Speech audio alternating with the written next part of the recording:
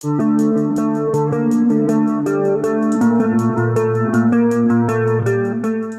nomor urut 2 Prabowo Subianto menyoroti permasalahan di sektor kebudayaan yang mulai terdistorsi oleh birokrasi dan komersialisasi.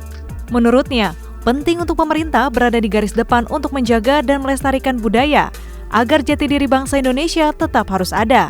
Untuk itu, Prabowo berencana menganggarkan dana abadi budaya jika nantinya terpilih menjadi presiden. Dan merencanakan ada dana abadi budaya untuk memberi dorongan, dukungan untuk semua aktor-aktor pelaku-pelaku budaya kita. Menanggapi jawaban dari Pak Prabowo, waktunya 1 menit, dimulai dari Anda berbicara, silakan. Kalau benturannya antara budaya dan birokrasi, maka sikap birokrat. Birokrat itu cukup fasilitasi saja, dan para pelaku seni budayawan dialah yang mengerjakan. Maka budaya akan tumbuh dan pemerintah akan bisa melihat bagaimana proses kreatif itu berjalan. Apakah itu nyanyi, apakah itu filmmakers, apakah itu para pencipta, penulis buku, semuanya. Sehingga terhadap mereka perlu dilindungi. Tapi berikan itu kepada mereka agar mereka bisa mengurus sendiri.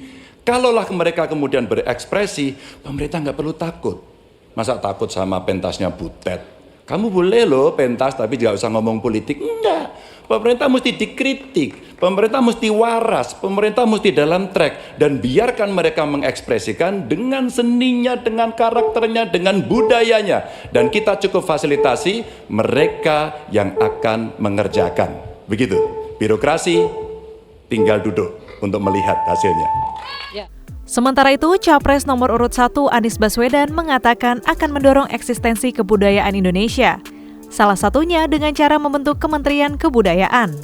Perlu dibentuk dan kami berencana Kementerian Kebudayaan yang nantinya akan menjadi penyalur sumber daya dari negara untuk diberikan kepada kalangan budayawan agar mereka tumbuh berkembang membangun karya-karya kebudayaan yang luar biasa di Indonesia.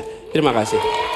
Saya kira kedua respons itu masuk akal, saya bisa menerima dua respons itu. Memang banyak benernya, ya kita harus benar-benar memberi ruang untuk inisiatif, untuk inovasi, kreativitas.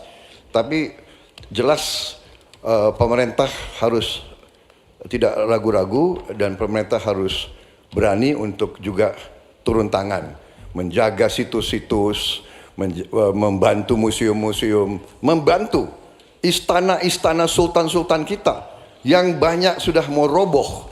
Ini harus kita bantu. Ini warisan budaya, warisan sejarah kita. Hal-hal seperti itu harus kita perhatikan. Tapi saya bisa menerima, saya juga setuju itu. Kalau saya jadi presiden, saya memikirkan Kementerian Kebudayaan. Ya.